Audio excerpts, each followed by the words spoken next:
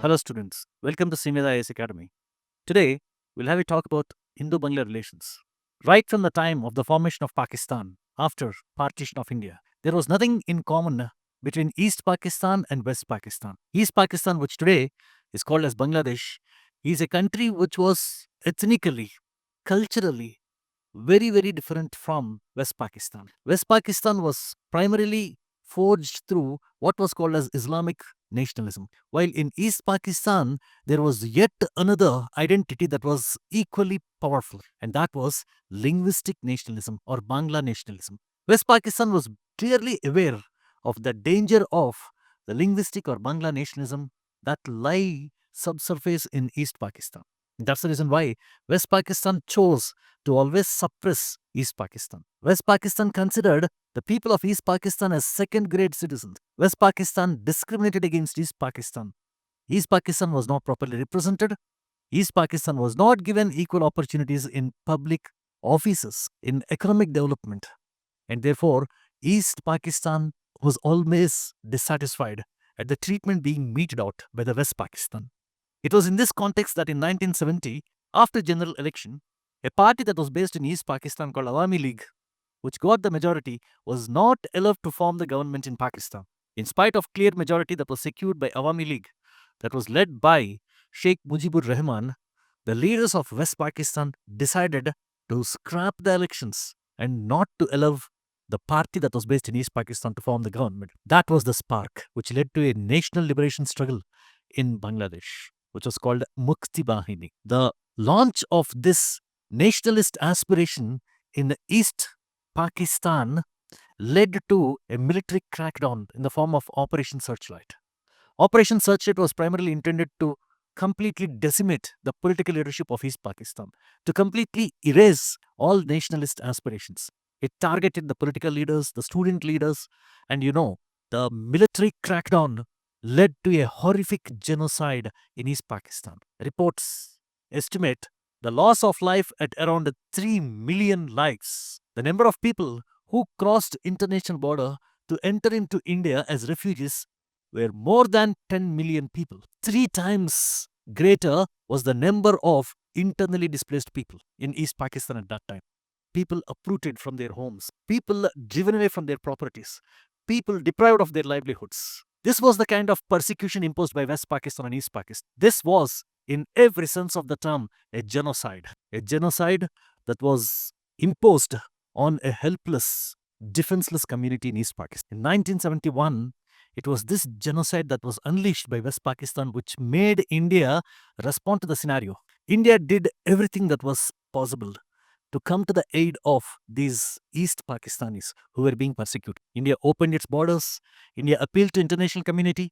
The political leadership in India addressed United Nations organization imploring the global leaders to intervene in East Pakistan. India had sent envoys to more than 80 countries, giving the leadership in those countries a perspective of what was happening in South Asia.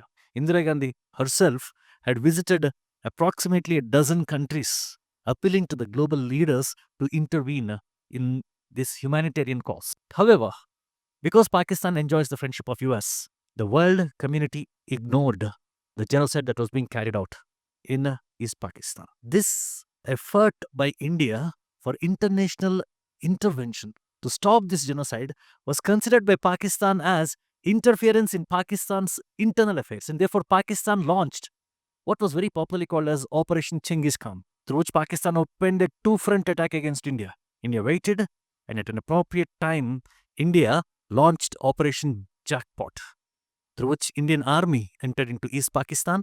India defeated the Pakistani army that was in East Pakistan. General Niazi surrendered with 93,000 troops. This was the largest ever surrender by an army after the Second World War. And please remember, this also was the shortest or the swiftest war, which lasted only for 13 days. In 13 days, Indian army could overwhelm Pakistani resistance. In 13 days, India could secure liberation of Bangladesh. India also became the very first country to recognize Bangladesh. In 1972, following Shimla Agreement, India secured even Pakistani's recognition of independent Bangladesh. Please remember that India was in possession of 93,000 prisoners of war. India was also in possession of more than 13,000 square kilometers of Pakistani territory, which India could have very easily exchanged for getting back the Pakistan occupied Kashmir. But India chose to exchange these, the prisoners of war and the Pakistani territory under Indian control. India decided to exchange these for securing Pakistani recognition of an independent Bangladesh. This was what India had done for Bangladesh. India had helped Bangladesh reconstruction. India helped Bangladesh revive its peace process. India helped Bangladesh bring to book all those perpetrators of genocide. India helped Bangladesh get back on its feet. After all this, Bangladesh today is against India. Bangladesh today is crusading against India, swearing against India. Leaders of Bangladesh today make statements like, we are going to strangle the chicken neck. We are going to sever the seven sisters. We are going to aid anti-Indian forces and terrorist organizations. We are going to create a greater Bangladesh, having territories of Orissa, West Bengal, the entire Northeast. This is how Bangladesh repays to whatever India had done. Please remember that in recent years, India had been the largest donor for Bangladesh developmental aid. Bangladesh also emerged as the largest recipient of India's development aid at approximately around $8 billion.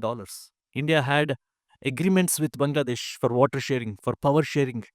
India has agreements with Bangladesh for land swap whenever there were problems in exchange of territories or what were called as adverse enclave. In spite of all this, in spite of all the goodwill that was developed, in spite of the fact that Narendra Modi called the Indian relationship with Bangladesh as having entered an era of Sunehari Adhyay. Today, we see a very, very strong anti-Indian sentiment sweep across Bangladesh. We see so many Bangladeshis today swearing against India and displaying hatred towards India. This, the betrayal of Bangladesh. Thank you so much.